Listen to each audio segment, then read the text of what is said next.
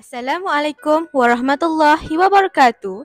Bersama saya Nur Kaisarah binti Ahmad Nazri selaku wartawan TV PSS Al-Farabi Sekolah Agama Al-Islahiyah Menengah. Apakah perasaan anda apabila anda mendapat anugerah ini?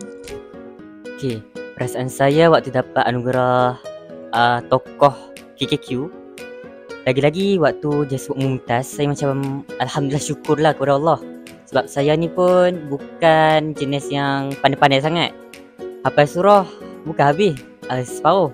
Tapi dengan rezeki daripada Allah SWT, saya dapat tokoh ni. Saya juga macam sukalah dengan saya dapat tokoh KKQ ni. Saudari Adia, bagaimana dengan anda pula?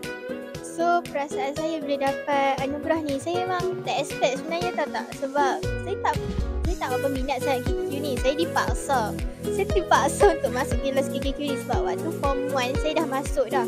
Jadi nama saya tu dia macam tak terkeluar daripada senarai tu.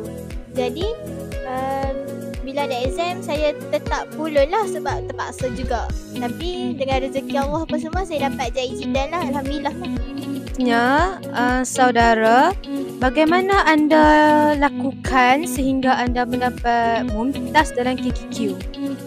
Okey, saya dapat mumtaz ni bukan senang sebab kita kena ada effort untuk kejayaan tu. So saya pun pulun lah baca buku KKQ, hafal surah, macam mana nak tulis tu. Sebab bukan tulis tak senang. Dia kena adalah dia punya cara dia.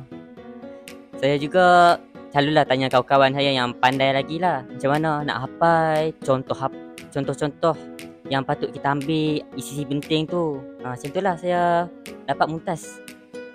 Okay, Saudari Adia, bagaimana anda lakukan sehingga anda mendapat JAI Jidan tu? Kalau saya lebih banyak membaca. Kalau untuk soalan bertulis, saya lebih banyak membaca daripada menghafal. Tapi kalau soal hafazan dengan menulis macam Ani cakap tadi, saya banyak menghafal yang tu. Macam saya sebagai form 4 dulu, saya dapat surah Yasin. Kita tanya ustaz macam mana nak dibuat, apa semua saya nak jawab, apa semua. Jadi saya dapat tahulah sedikit-sedikit tips daripada ustaz. So saya menghafal lah setiap malam. Lepas saya belajar menulis, kadang-kadang saya pergi menghafal kat kawan-kawan saya apa semua. Jadi macam itulah saya boleh untuk mencapai target saya tu. Soalan yang terakhir bagi saudara dan saudari, kalaulah anda berdua diberi peluang untuk mengambil KKQ sekali lagi, adakah anda berdua akan mengambilnya? Pihak mana yang mahu bermula dulu? Okey, kalau saya diberi peluang lah, kalau nak masuk KKQ lagi, saya masuk. Sebab dia macam tempat kita nak refresh balik ilmu-ilmu kita pasal Al-Quran lah. Macam bab-bab tajwid. Sebab bab tajwid ni kita belajar dulu lama-lama waktu sekolah rendah. So sekarang ni macam lupa ingat. So kalau kita masuk KKQ ni, kita dapat refresh balik tajwid-tajwid tu, dan kita dapat memperbaiki balik lah semula bacaan ni kita. Dah bagi lancar. Kalau saudari Adia pula? Kalau saya makan ambil lah peluang tu sebab sekarang saya form 5. Saya dah tak masuk sangat KKQ sebab saya nak fokus SPM.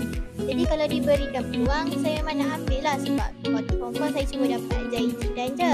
Jadi saya nak pull lah supaya saya dapat mumtaz pula.